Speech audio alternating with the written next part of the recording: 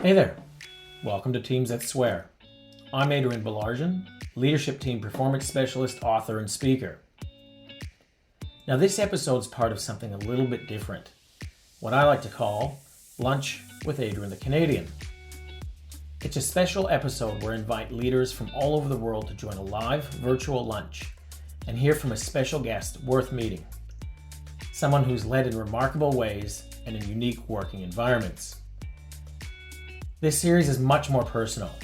It's less about frameworks and more about the forks in the road. How these leaders have become who they are, what they've learned the hard way, and how they think about team dynamics and leadership when it really matters. If you've ever wanted to sit across the table from someone who's been there and done that, and still has the scars and stories to show for it, well, pull up a chair. This is Lunch with Adrian the Canadian. Welcome to Teams That Swear. I'm Adrian the Canadian, and this podcast is all about what it really takes to build teams that back each other, challenge each other, and get the things right as a group. And of course, the same as my book, we want to get more teams swearing by each other more than about each other. Today's episode is part of a special series we call Lunch with Adrian the Canadian, a virtual lunch I host with leaders from around the world joining, and obviously very special guests that are leading in their own unique ways, in their own rights. It's a little bit more relaxed, it's a little bit more personal, and it's really focused on the stories behind the people, how they become who they are, and what they've learned along the way. Now, today's guest is someone I've had a number of conversations like this, and it was pretty obvious to me that more people need to hear from this special person. Now, when introducing Belinda Clark, it's kind of hard to work out where to start. From a sporting perspective, fans will recognize her name. She's an absolute legend on the cricket field, demonstrated by being honored with the world's first statue of a female player. I'm going to say that again. The first ever in the world to be honored that way as a female cricketer, and that was released last year at the Sydney Cricket Grounds. But as I've discovered over the years, she's more than that. She's an absolute groundbreaker. She was the first cricketer, male or female, to score a double century in a one-day international. For fans or people listening across the world, that's the one-day cricket competition. It's not the 5-day competition. She captained Australia to 2 World Cups. She's played an absolute massive role in putting women's cricket on the map, not just by playing the game, but by raising the bar for what the game could be.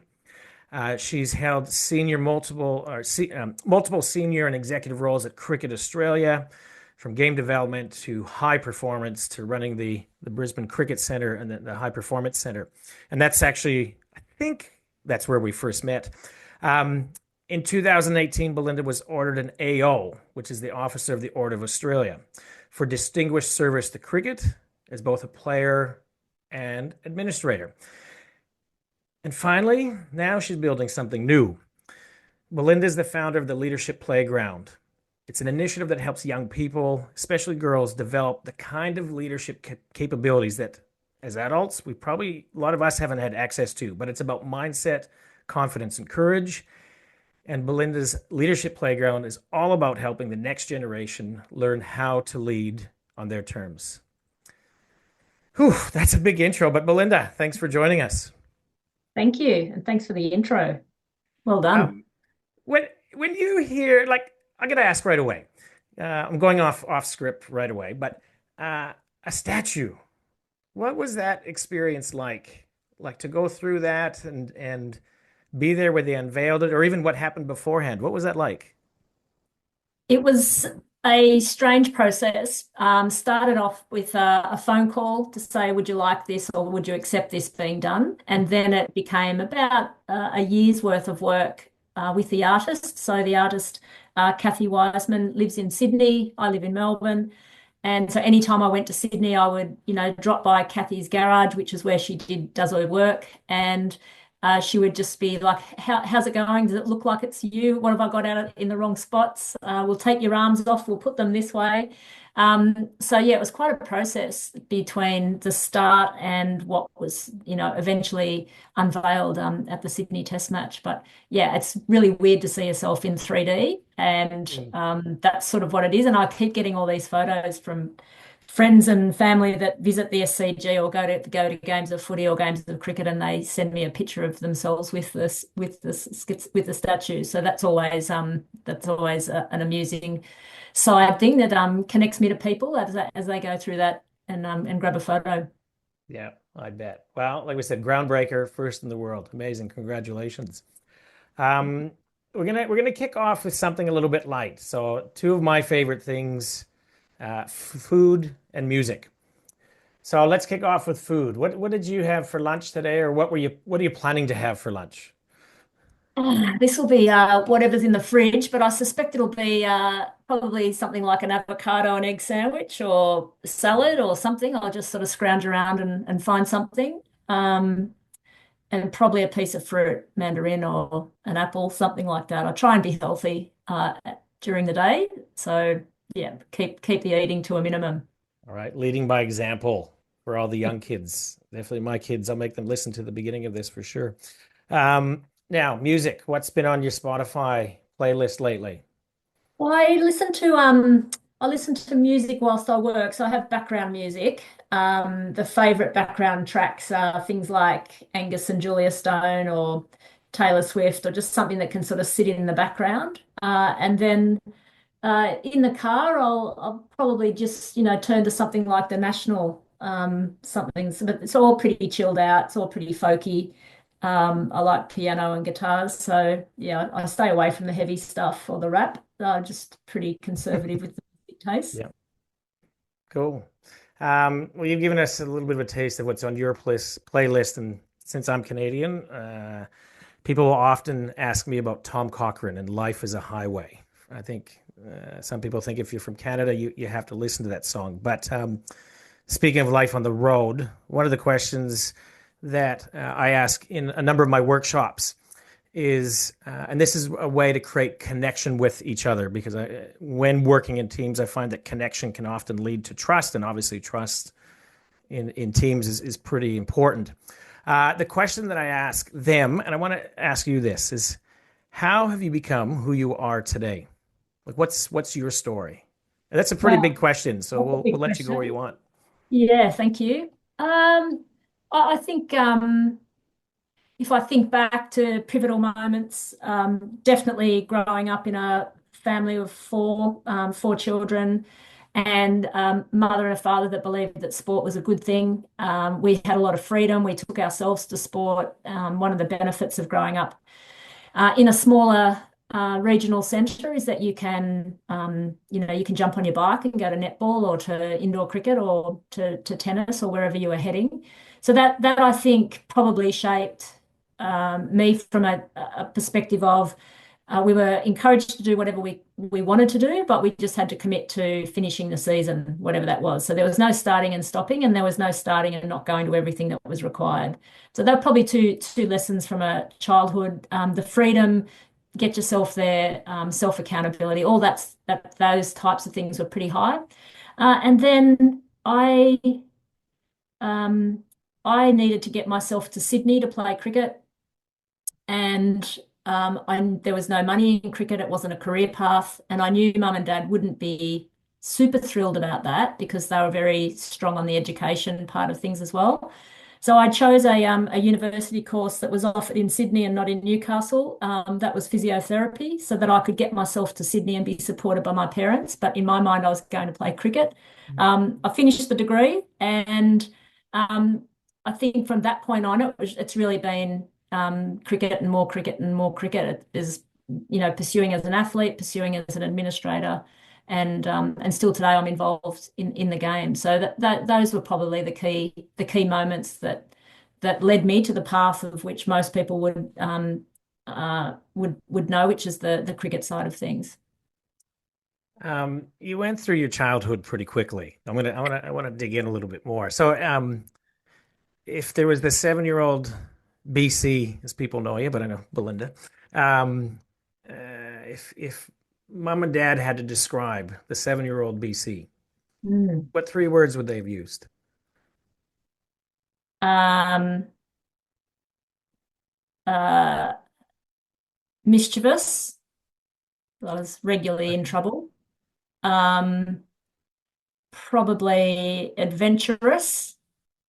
Um, and I'd like to think that they would say kind. I did my part for the family. I was very proud of the family, but yeah, I feel like there's probably a streak of kindness that runs through. Doesn't always come out, but probably at age 7 it was probably fairly high. Yeah, that's probably how they describe me.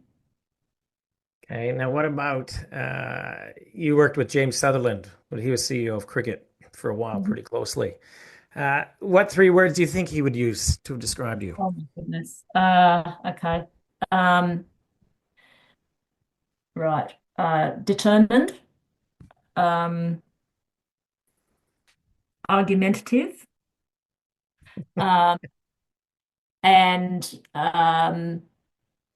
probably ambitious in terms of where I thought the game could go, and I am encouraging people like James and the exec team and the board to be, a bit bolder with where they were trying to head. So, we've ended up in a pretty good spot where the game is at now, but there's a lot of ensuring that there was, robust conversations around where are we investing, what are we investing in, how fast can we move to where we all want it to get to. So, but yeah, he's been a great supporter and opened up a range of opportunities for me that I'm, Mm. super grateful for because he took a punt on me for a few roles that I probably was slightly unders to walk into, and then supported me to sort of get through them. So I reflect on our my friendship with James, and he's obviously got kids that play the sport now and at a very good level with Annabelle and Will. And Tom's a good golfer, so he's very attuned to what this equity thing should look like, having seen his son come through a system and then his daughter come through a system and see the inequities from a really up close and personal perspective. So he's been a great supporter, and I'm yeah still in contact with him. So yeah, that's Yeah. the James story. Yeah, and now he's making his mark in the golf world, so which is great to see. Um, the other thing I wanted to ask about is what was it like? So you're captain of the Australian team, but what was it like the first time you were named to the squad? Like how did that work? Do you get a phone call, or is it just was everybody training and they announced the team? Or I can remember when I made not quite the same level of sport you were playing, but in year 12 when they announced the provincial team for Saskatchewan for the baseball team, and they just posted up after the last tryout. About an hour later, you come back and there was a list of players named, and if your name was on, then you got to travel, and if not, you come back and try again the next year. What was it like when you were first named to the national team? So the structure of the sport was very different in those days. So we played a 2 week national championship, not dissimilar to what juniors do now. That's what we used to play. And at the end of that tournament, they would there's a big dinner, and the team that won the trophy and whatever. And then at the end of the night, they'd announce an Australian team. So you're sitting in your seat, hanging out with your teammates. Um, the awards are all going on, and everyone's being thanked, the umpires, the coaches, whatever.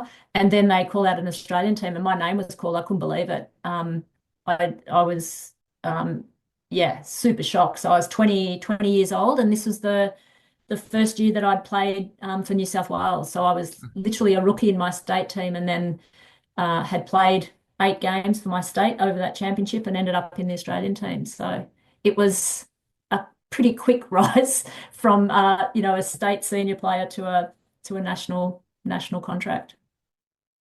And then at some stage you were named captain. So in the workplace, you know what it's like. There's a job you want, you apply for it, you go through rounds of interviews.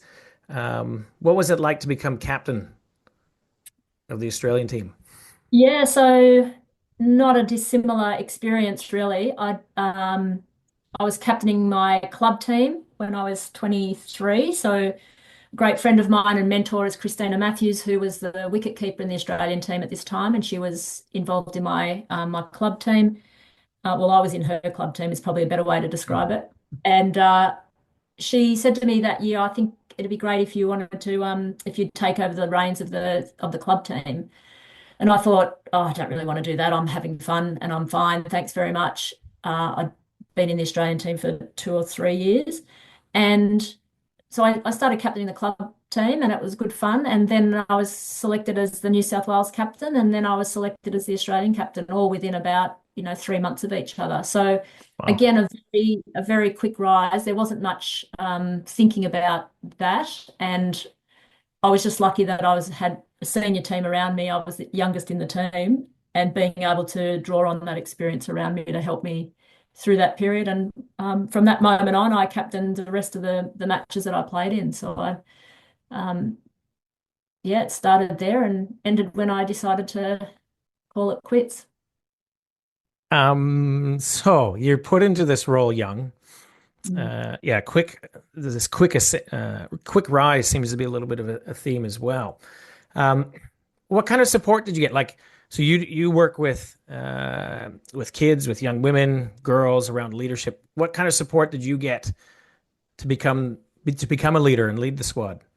Yeah, well, nothing formal, but a heap of stuff informally. So the previous captain, woman by the name of Lynn Larson, she was in the team as well. She remained in the team, but just wasn't captain. We'd had a really disappointing result at a '93 World Cup. We finished third, and that was the first time that Australia hadn't played in the final. So there were some changes that came from that. And, she was, looking back, the way she managed herself through that, I don't know, I've never asked her whether she was part of that decision or they just told her, but she's remained again a good, um, a close friend and other people like her, like that era of people, Christina Matthews, Lynn Larson, these were very accomplished cricketers. And, they basically just made way for me to come in and start to work out how I was going to do this. But I'd been watching, I mean, I'm a relatively observant person, and I've been watching how they do things. I'd been watching Christina at club level. I'd been in these teams. I understood what it was like to play underneath these people. I knew that, and I watched a lot of television of cricket, so I was always listening to the commentators and watching the game to see what they were doing. So I wasn't specifically training or preparing, but I was, a bit of an interested student of the game, and so I feel like I had no idea what I was doing, but I had enough sense to um, keep things simple, don't overplay my hand, trust my gut instincts, don't try and get involved in things I don't need to get involved in. So this trust of the senior players, and bit by bit, I started to learn how to go about leading, and it was a journey. I'm still on it, Mm. and it's been good fun, but it's a great opportunity. Sport provides such a wonderful opportunity for young people to learn about this leadership, about teamwork, about all that stuff, because particularly cricket, the coach is not able to be too dominant. A lot of other sports, the coach calls the shots the whole time, and a lot of the work I do is trying to work with the coaches and the players to create the space for the players to actually lead. Whereas in cricket, it happens quite naturally because the coach is not on the sideline and all the decisions are left with you. So Mm. encouraging people to make decisions, have a go, reflect on how they went, ask for some feedback, give some feedback, all those skills. I think sport in particular provides that as a really nice entry point into real life. So I kind of want to pick up on like one, you being observant. So I think your answer to this question will be really interesting. Not to put any pressure on you. Um, but so you've led on the field, you've evolved as a leader, you worked with Cricket Australia in senior leadership and executive positions. You're now working with leaders in different spaces. Um, what have you seen change in leadership over the years? Like if we were talking 15, 20 years ago versus now, what are some of the biggest changes that you're seeing? I think the biggest one is, um, using hierarchies or hard power or whatever you want to describe it as the way to encourage people to head in a certain direction, putting rules and constraints around people.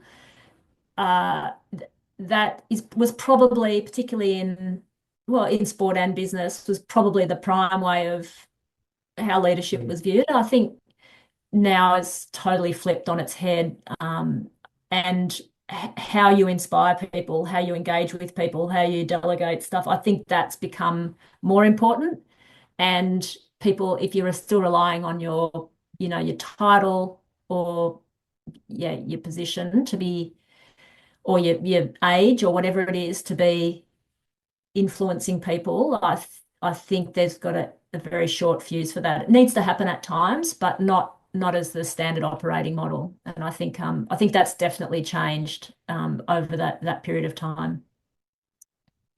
It's I would agree that that's been one of the changes I've seen, and I think it's one of the challenges that I see as well. That there's a view that that is the way to lead. Just like collaborate, set the direction, and then let your people work the best way that they know to get there. Um, I think one of the challenges I'm seeing is like what is the right balance? Because what I'm seeing is people still want to be led. And by that meaning they need their leader to make the tough decisions. At times they need their leader's support or their help. And sometimes they need to be told what to do. Um, like that's what I'm seeing people still wanting at times. So, but for the leader, it's tough. What I'm seeing is that it's a tough balance.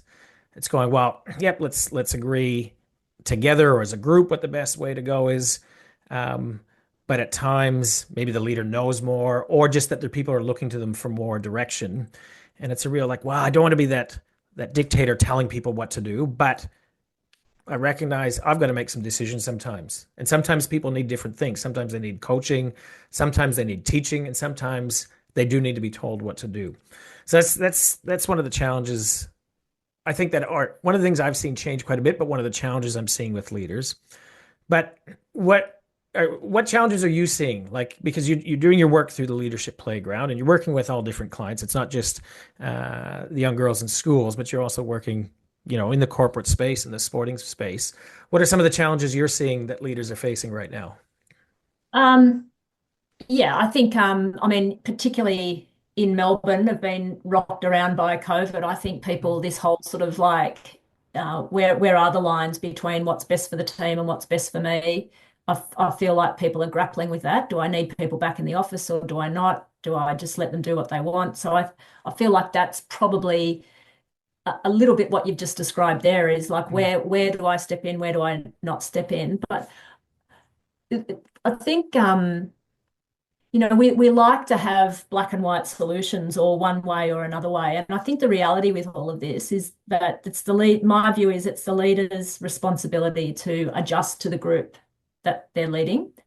So my best example of this is having worked inside sport, both at the community level and the high performance level. They're two very different functions. The Mhm. people that work in those two functions are very differently wired and the systems are different. So as you're moving from one to the other, or you're working with coaches on one hand and then you're working with sports scientists on the other, it's up to the leader to be adjusting and adapting and asking the question, like, what do you need? What do you need from me? What do we need to be doing? And I think that conversation around what is it that you need or how are we going to do this together can't be just a cut and paste of what you did yesterday. It has to be thought through and considerate of the situation and the people that you're working with. So I feel like the difficulty is that you're in the grey most of the time, and you Yep. can't just pull out this is my way and I'm just going to apply it everywhere. I think it's a bit more nuanced than that. So, how do you, or what advice do you give to get through that gray? Well, I think the really clear on what are we trying to what are we trying to achieve? Yep. What's stopping us from achieving that, and having the discussion around what is it that you need or we need in order to move forward. So my position would be how to get through it is to talk about it, have the discussion, and set a path so that you can then be really clear on, okay, that's where we're going and this is why we're going there, rather than try and create the plan in the background without any fingerprints on it from any of the people. um, I feel like that is more likely to miss the mark. So you don't have to workshop everything. I'm not saying that. You do need to have conversations around what is it that what's the best way to get there, and then from that, then we're giving permission to hold each other accountable to that. Yeah, when you explain it like that, it goes, well, it seems pretty simple. But even having those discussions, there was some research from MIT. This goes about 9 years ago. And they did some research around what higher performing teams do. And they studied 21, no, what did they have?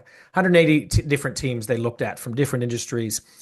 And one of the things that they observed was that the teams that performed the best had the most conversations. Like they relied on that face to face, or pick up the phone, or even doing what we're doing. Like that was their primary form of communication. And then the teams that performed the worst were the ones that relied on the written word, whether that's emails or texts. There was no MS Teams then, but it goes back to just pick up the phone, have a conversation, or pop over. It really aligns with what the research showed a little while ago, but it seems a little bit hard at times still. Well, it does, but I mean, relationships and getting to know people and understanding what makes them tick and what makes them not tick is really important. And so I think there needs to be a mixture of the way that you communicate, but the big ticket items around where are we going and how are we going to Mm. get there, they're not sort of paper and pen exercises. They're engage in a conversation so that people have the chance to ask questions and challenge, and it'll be a better result if people are open to adjusting based on those conversations. But yeah, it's easier said than done, particularly in big corporations where they're spread all over the globe and they've got many offices. But at the end of the day, that's why managers or leaders rely on the next layer, the next layer, the next layer to actually be able to have these conversations. But you've got to have them at some level. Yeah. I want to talk about what's influenced your leadership. Can you think of an experience, a decision? It might have been a conversation. It might have been a course, maybe even a person.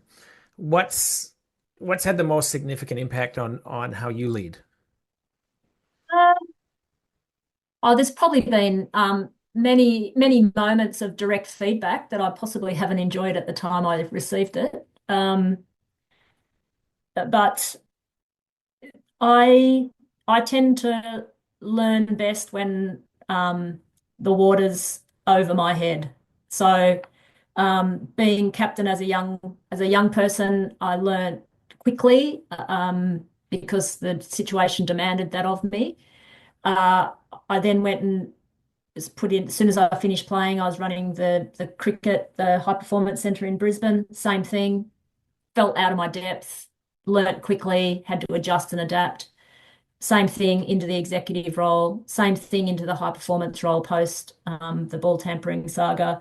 So I feel like there's been many moments that have shaped, and the common theme is that the quick learning happens when you need to learn quickly. And so this situational and contextual scenario where you've just got to get in and do it rather than navel gazing and working out long, slow hatch plans. I tend to take a long time to learn if that's the case. So there's an urgency where I tend to learn best, and the situations that are tricky is really where you get the most learning because you're getting regular feedback that you've got it wrong or that you haven't considered something. You talked about the ball tampering and you being thrown into the deep end. So when that happened, you were put into that role, like take over high performance. Is that right? Is Yeah. it that So straightforward?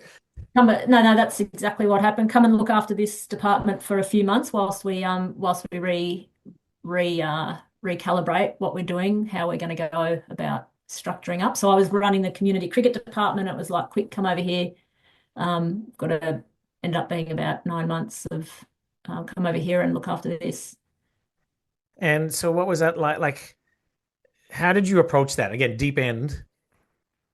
What was Yeah. your approach to? Like, what can you share with us that what that was like for you? Oh, I think it was difficult, but I knew the people, so I suppose the trump card I had was that I'd worked with these people as a colleague when I was in high performance. So I already had the right relationships established. So it was a matter of finding how I was actually going to remobilize the team to start moving forward again because they were bruised and battered and they'd been put through the ringer. Not, there's a staff of around 50 in that department. Not all of them are involved in the men's team. We had the women's team. We've got a sports science. So we had umpiring. We had operations. So there was a much broader remit than just the men's team. But yeah, it was like find the people, set a bit of a direction, and start working with them to move ourselves forward. And probably comes back to one of our other points. I didn't have the capacity to be across everything, so I had to rely on those people that were in leadership roles. So we changed some of those. We pulled some people up so that every area had a leader that could look after them. And then I spent a lot of time with those leaders, just making sure that they were working well together and that the whole department was moving forward as we tried to sort of get the men's team back on track. What are you most proud of that moment? Because that was here in Australia, that was all over the news. At that time, I was working still in corporate, and we were one of the partners at that time with Cricket Australia. And our board was asking what's going on, what's happening, and that sort of thing. So we were feeling the pressure, and we weren't even directly involved like you were.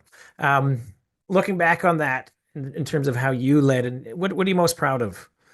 Probably most proud of that the work we did has stuck, and that because what I didn't want to do is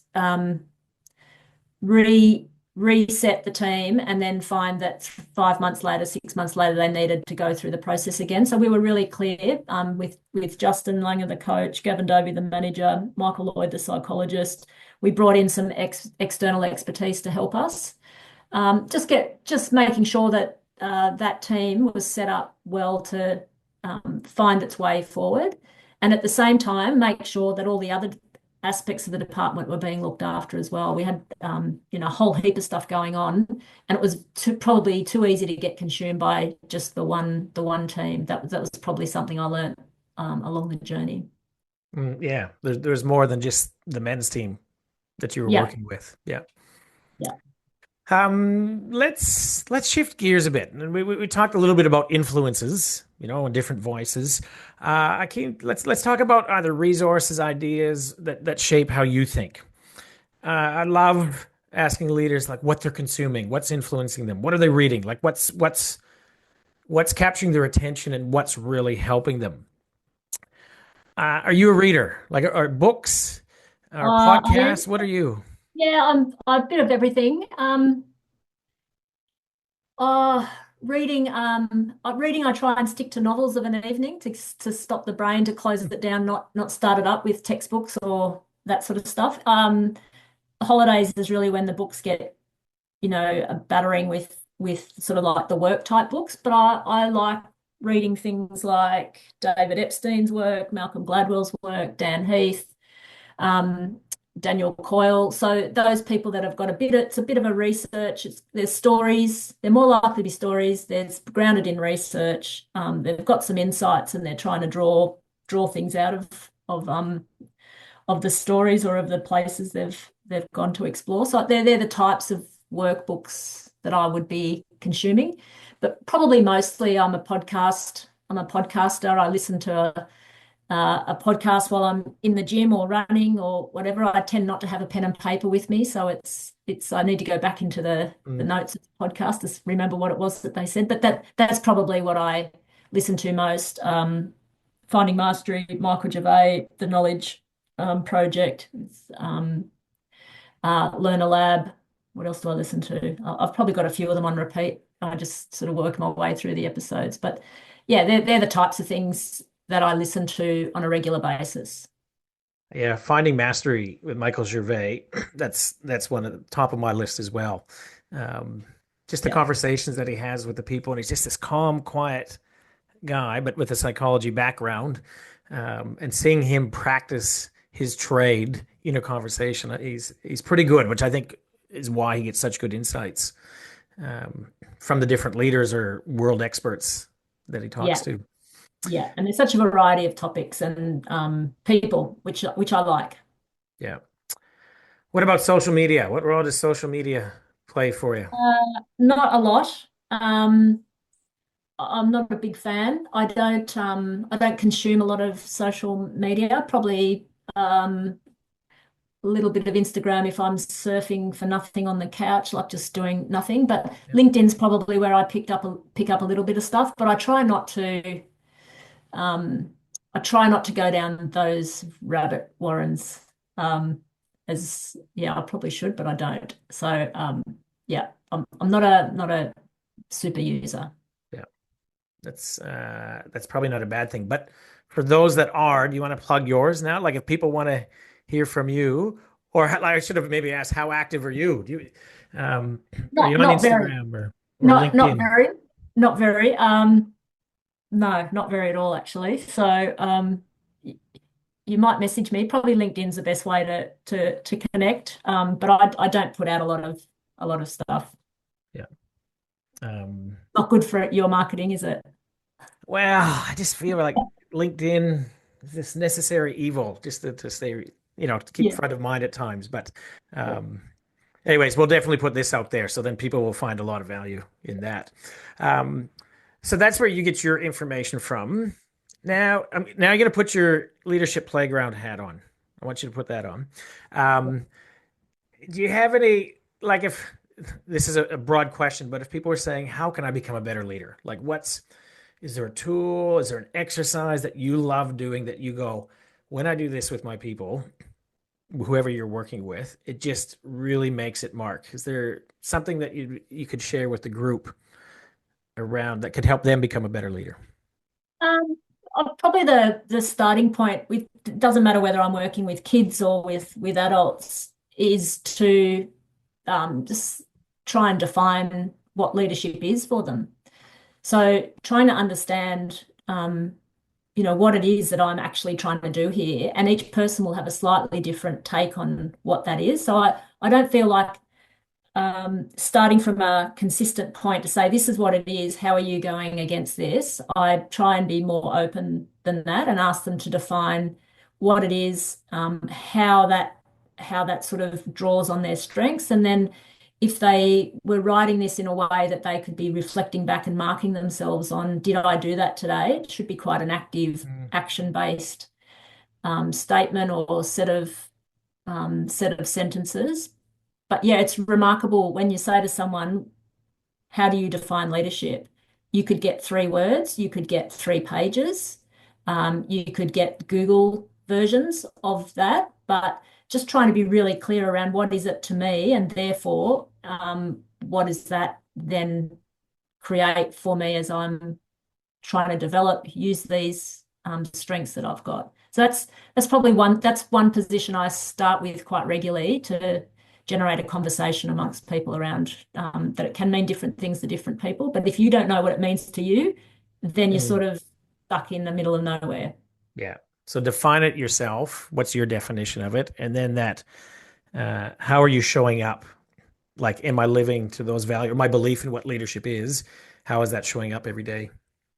Yeah, and when did I live it? When did I not? Why did I not? And that starts to incorporate your strengths, your values, your beliefs. It starts to sort of pull on all of that. It's just a starting point to have that conversation about what's important to you and why do you think, who's influenced you? Why do you think leadership is that? And how does that then relate to the group that you're leading? So then there's the like adaptability piece comes into it.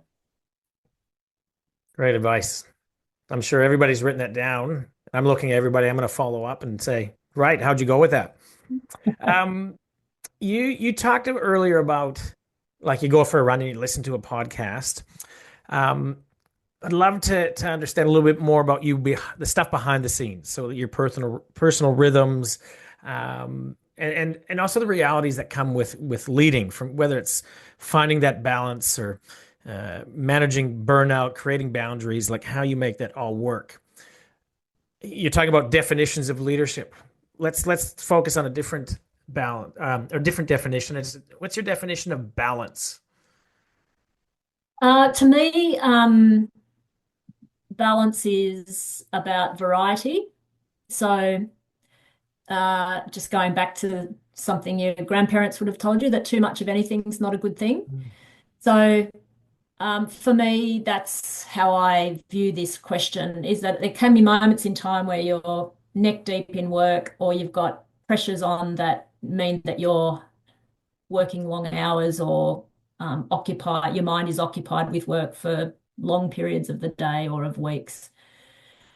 And you can do that for a period, but if that's all you're doing, it becomes too much of one thing, and then there becomes a problem after a certain period of time. So I need to be involved in different things. If I just did one thing, I get I get bored and then I stop doing stuff. So to me, this is all about just variety. So if I don't have the variety, I know that I'm not going to be at my best. And it even comes down to the type of exercise I do. So I do multiple types of exercise because if I only did one thing, I get bored with it or I get obsessed with it, as one of the two things will happen. So it's just a theme that I just need to be mixing and matching to um, stay interested in what I'm doing. And so that's how I define balance is actually about, do I have enough variety of activity over a reasonable period of time? So what does that look like for you now? Like, what's the variety you've got going that helps you balance that? Yeah, so from a work perspective, I do multiple things as what I do. I work with kids, with athletes, with coaches, with organizations, some workshops, some coaching. So I like, some people would say you should just focus on one thing and do that really well. I just feel like I get bored when that happens. So yeah, so that's an example of a work variety. I've always got a holiday sort of or some sort of break on the horizon. And again, if you spend too much time on holiday, they lose their charm. It's called retirement, and most people that are happy in retirement are busy. They're doing things. Yeah. So I think it just comes back to that. Like I said, the exercise that I do has got some variety in it as well. So I don't know. You call that just a distracted person or aware. I don't know, but that's me. I know myself. Yeah. It's funny you use the D word, distractions, because that's one of the challenges when I'm working one on one. I suspect you might face that as well, is that there's a clear people going, yeah, I know what I need to work on, and I need to make more time for myself or thinking time in the workday, or be less on email. And then distractions come up and they get derailed.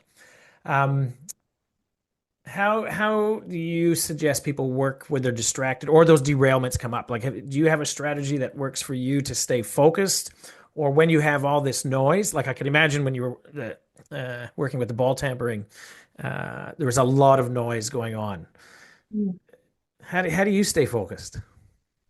Um, well, generally, I mean, this is a moment by moment challenge, right? So I work with some routines or rituals that try and keep that at bay. So really clear every day, what's my intention today? What's the top two things that I need to get done today? And do the difficult things first, not last. Yeah. Making sure that I'm reflecting at the end of the day. So if I see that the same task is being written onto my to-do list, and I try and do this literally write it rather than type it, because I find when I use technology to manage tasks, they just get longer and longer and longer and longer and longer, and it gets very depressing that you're not getting anything done. So I try and keep to paper and pen. And if I'm finding myself writing the same thing down for 3 or 4 days in a row, I know that I'm avoiding something. I'm getting distracted by going and doing some things I don't really need to be doing. Um, I like the adrenaline of a timeline crunch. I tend to do my best work, at the 11th hour. So creating some false time constraints so that I actually get the work done pretty quickly. So I think um, everyone has the capacity to get distracted, but how you structure your day, how you manage your environment, that's really what I don't think it's about discipline. I think it's about how you set things up so that you get your best work done. So that's a little bit of the habits stuff, I think, and shaping your environment, I think is just critical. Yeah. And as a leader shaping the environment, that's a pretty Yeah. powerful way to approach things. Um, we're getting towards the end of our lunch hour, so I want to jump into dessert. Right. There's just a What's for few. dessert? What's for dessert? Well, there's a few just little quick questions to wrap up on a little bit of a lighter note. Yep. Although the last couple are a little bit heavier, I'll give you the heads up. But what's one thing that you love that might surprise people? Ooh. Um, oh, what do I love? Uh, I don't know if it would surprise people. I love the ocean. I grew up by the ocean. I generally holidayed by the ocean. Um, that's probably I don't know whether people would be surprised by that. I spent a lot of my summers on cricket fields, and now I spend them by the beach. So um, that's probably something that I love doing. A woman of the water. I don't know. That's just, what about what's one thing that you can't stand that just annoys the heck out of you? Oh, inefficiency at a taxi queue at an airport. Oh my God. Some of those processes are the worst. I get really annoyed with inefficiency when standing in a line, or I don't know, you might call that impatience, but that's that annoys me. All right. Yeah, someone gets to the front of the queue and they don't know what they're going to order, and they've been standing in the queue for 20 minutes. That sort of stuff. It's really If, annoying. if anybody sees you in a queue, maybe just go the other way and just let you calm down a bit. Um, what about a hero or role model? And this could be past or present. I think well, Cricket Australia did some research about kids' role models 10 years ago when I was working in the community department. And one thing that we found in that research hit home pretty hard, and that was that this is a generalization. But generally speaking, girls will have role models that are closer to home, so older Mm, sisters, mothers, cousins, aunties, etc., people at the local club. And boys will have role models that are typically superstars, like yep. high level footballers, cricketers, whatever. And when I heard that, I thought, oh, that's me. That's I my heroes were people that I would play sport with, or that I knew who they were, more so than the superstars. So as a result, your parents, your siblings, the people that you spend a lot of time with, I think you get a deeper respect for them. So that they're probably where I would go for people that I respect and want to be like. Yeah. What about when you were a kid? Or was it When like that when you were a kid too? No, well, I think partly, but if I could have been anyone, I would have been Chris Evert Lloyd, I think. So I Okay. played a lot of Yep. tennis. A lot of tennis. She was a superstar at the point in time. She was uh, a young tennis player who played the game with great grace and respect. I probably would go there. Yeah. Yeah. Cool. I suspect there were people growing up that would probably have your name as their hero. Um, if they kept following you from now on, what would they see happening? Like, what does the future hold Who knows? for Belinda Clark? Well, I think this might be getting a bit deep, but um, I was 20 when my mother passed away. And so I have always tried to live in the moment and not wait till I'm older to be able to do things. So um, enjoying life as it is right now. And whilst you always need to have, some eye on where you're going, but just appreciate and enjoy the moment that you're in. And that event has stuck with me. And the consequence of that is I try not to go over the top with the planning and the vision and what I know generally where I'm trying to get to, but most important is that that you use what you've got And because you don't know how long you've got, then you should just use today as well as you can. Well, love that. Use today as well as you can. Mm. That's great. Here's the last one. We're down to the last bite of dessert. If you could leave everybody here with one piece of advice that would help them lead better, what would your parting words be? Your best advice? Um, I think probably that it's just leadership is just an exercise in regular experiments. Like you don't always know the right thing to do.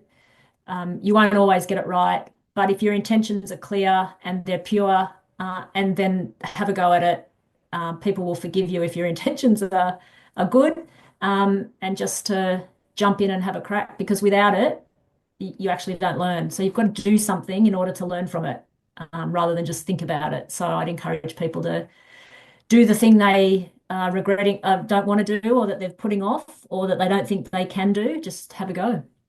Yeah.